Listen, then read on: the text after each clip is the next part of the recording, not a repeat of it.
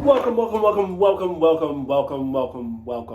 back to Cellar Chats and a bonne fête nationale to all you French wine philes and French expats and everyone in France who might, for some reason, stumble across this video. This week, if you might have not guessed, we are celebrating all things France because although today is not Bastille Day, it is tomorrow, at least for when this video drops, which is France's national holiday. So shortly after our American national holiday, the 4th of July, France celebrates theirs on July 14th every year. So in kind regards to that, we are drinking all French. And specifically, I think three things that France is probably most known for. I mean, we could certainly throw out other things, but these are some of the things that France has really brought to the wine world and have become darlings of the wine world and people love across the globe. Of course, we're talking about bubbles. We're talking about champagne method bubbles. This is not champagne because, to be honest, champagne is very expensive and it would be tough to put it on a flight. But this is the next best thing. Bruno Dangin, their Crémant de Bourgogne, literally a stone's throw away from champagne borders, made in the same style from a family who's was making champagne long before they started this project. They were to pop over to the Loire Valley, Sancerre. I mean, there are a few places that I think people think about when they think of Sauvignon Blanc more than Sancerre. I mean, arguably, maybe New Zealand, but Sancerre is definitely a level up in my opinion. No offense, New Zealand. And then Burgundy. We're going to jump into this really delicious Domaine d'Edouard, Bourgogne Rouge.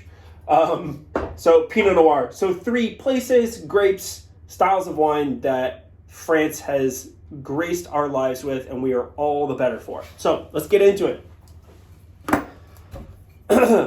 So I'm pretty excited about this because I like bubbles. So why wouldn't I like bubbles? So again, Bruno Dangin, they are located in Molesme, which quite literally, you can stand in their vineyards and look off to your northwest, and basically less than probably, I think, 5 miles from where you're sitting is the Aube, which is the southernmost reaches of Champagne. So we are as close to Champagne as you can get, made in the same style. And actually, historically, this region was a source for grapes and for Champagne wines, but when they redrew the maps and decided that they were going to focus in on where champagne was made, this area kind of got ousted, which was kind of a pain. Wow, this is the most difficult cork I think I've ever tried to get out of a bottle of sparkling wine.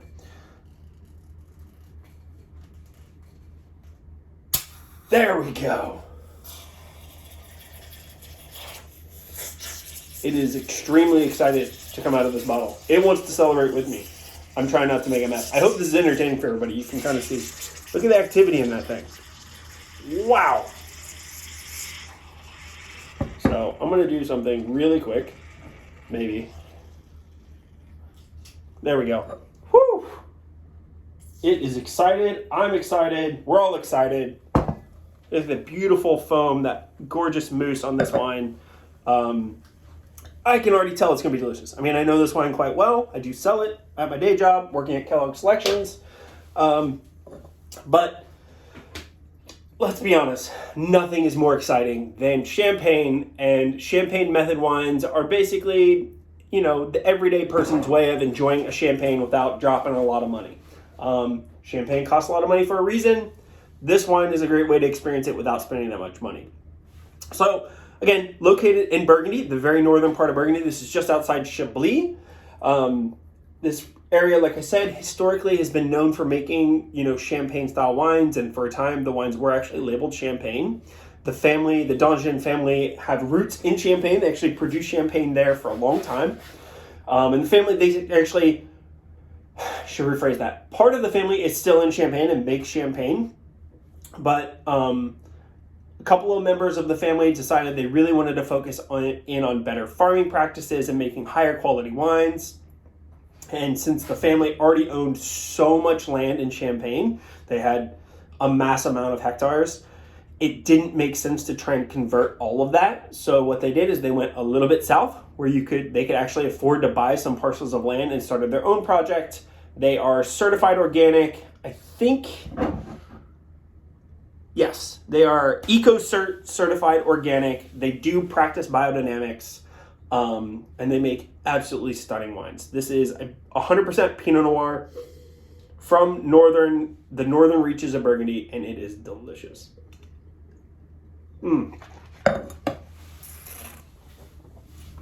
Wow. Bright freshness, raspberries, strawberries, a little bit of like tart lemon curd. There's a little bit of brioche richness on the back end that you would expect from a really good champagne. I mean, it's France's national holiday. How can we not have sparkling wine, champagne methods? There's nothing else that needs to be said. This is a celebration in a bottle, and it's a good day to celebrate, so get out and enjoy it. Wow, that is good.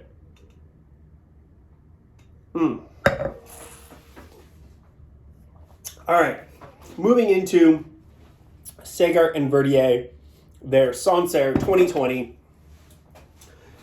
So this is a little collective project between the Cellar family, who own Wine Cellars Limited, which, if I'm not mistaken, is part of Winebow, and then the Verdier family, which is a French export company. And this is their own little like brand of Sancerre.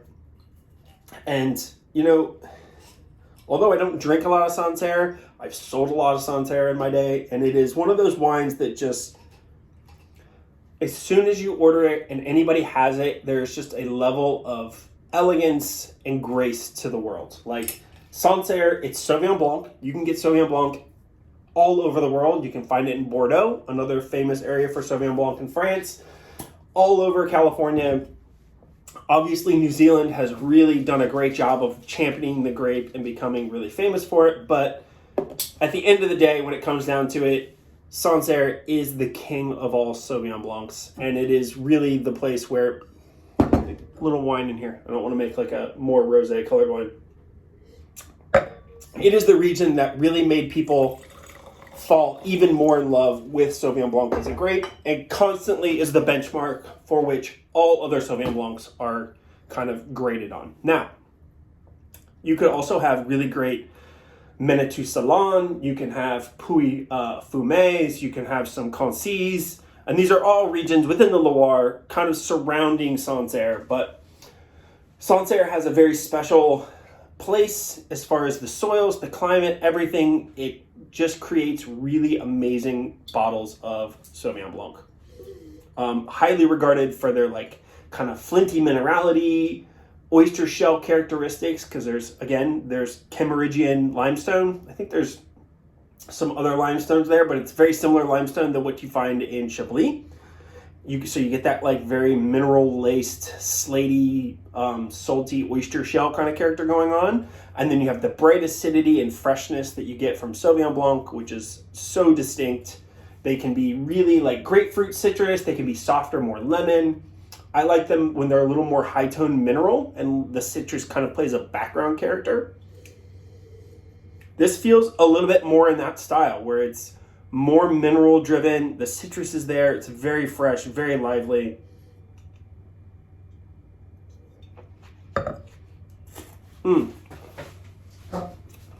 Yeah, that's excellent. That's a great rendition of Sauvignon Blanc from Sancerre. All that mouth-watering juiciness, clean freshness. And again, let's go back to, we're talking about Bastille Day, as the Americans refer to it, or in France, it would be, formally called Fête nationale Française, which is the national holiday of France. And it takes place on July 14th. So what's happening on July 14th? It's friggin' hot outside. It's the middle of summer. So the other thing that all three of these wines happen to do really well is they are really refreshing. They're great with a chill, including the Burgundy. Obviously, Champagne, Sauvignon Blanc, you're going to have, served cold, but not too cold. Super enjoyable outside. And for us here on the coast, they're great at the beach. They go with seafood. They go with all the things that we love locally here. And all the things that Chef has been making at Second Glass. So when you come in, you have the flights. He's bound to have at least 45 different options for you to pick from. Granted, there are only, I think, 18 food options. I could be wrong. I've never actually counted, but it's, there might be 30. But I bet he could come up with 1,000 things that would go well with these wines. I mean, Sancerre, I just want a little, like, kind of goat cheese and beet salad. That's what I'm looking at. All right, moving on. Again, that was I haven't been doing this, the Cellar and, oh my gosh, Verdier Sancerre 2020 vintage. Now we're moving over to Burgundy. So we started in Burgundy, we went to the Loire Valley, and we're going back to Burgundy for Domaine d'Edouard, Bourgogne Rouge. So what's interesting about these guys is they are located way up in the Côte d'Auxerre, which is just southwest of where the Bruno Dangin is, located in Molesme. So if you're kind of looking at a map, let's pretend like, okay, here's Chablis. This is kind of to the west, east, north, south. You get the idea. Molesme is kind of sitting up here towards Champagne. It's really close. I mean, Chablis is far closer to Champagne than it is to the rest of Burgundy. And then the Côte d'Auxerre kind of sits at this bottom corner, almost exact opposite corner. Not the exact opposite. Directly below where Molesme is. And historically, this region has been known for making red wines. They also make a lot of great white wines. Amazing aligoté comes from this region. But because they're so far north, Pinot Noir has historically struggled to ripen properly. But as we all know, climate change is a real thing. Whether you want to believe it or not, it's real. And as the climate, this is a good view. You guys can you don't have to see my face, just the bottle in front of me. Maybe I just hold it like this. I'll talk and hold the label so no one sees my face. So, like I said, climate change, real thing. It's happening. As that happens, places get warmer, and places that once couldn't ripen things consistently are now ripening things consistently.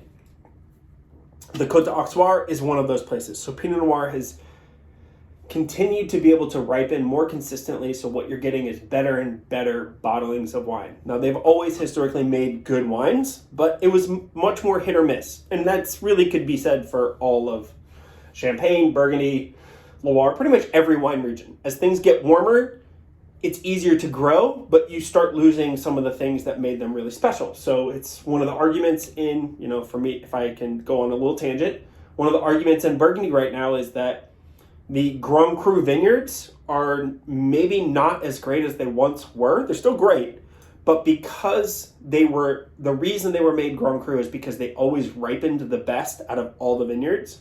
And that was because they were either they were in the right part of the slope, kind of mid-slope, that they were up high enough to kind of resist any disease pressure, but also low enough that they got warm enough.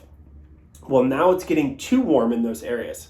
So what historically would have been a really great vintage is maybe a tough vintage for there, and the spots that are Premier Cru, which are kind of the next step down, are in many cases as good or better. Now, I digress. That's just me rambling on about nothing that anybody cares about.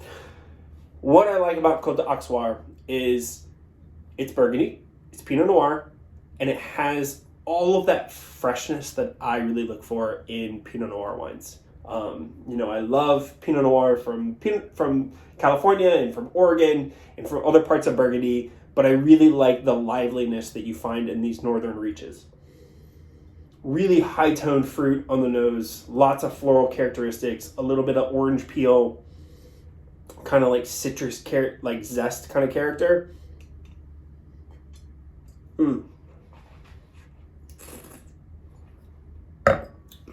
Oh, beautifully well integrated oak. There's a little bit of oak on here, but that is very classic for Burgundy. And Pinot Noir actually handles oak and new oak really well, which is kind of contradictory because it is such a thin-skinned grape. You would think that it would kind of be overpowered by it, but it actually handles it quite well. Tannins are beautiful, and this is the definition of a chillable red, summertime red for me. It is really bright, kind of raspberry, strawberry acidity. It has that orange peel character, orange zest that I really like in lighter chillable style red wines, but still taste like Burgundy. Like if you were to close your eyes and you were a Burgundy lover, you would not mistake this as being anything but really tasty Burgundy. Is it the most top echelon Burgundy? No. But you know what? Most people can afford this, and most people can't afford those. So, you give and get, right? That's lovely. All right, so quick wrap up this week for the Fête nationale Française.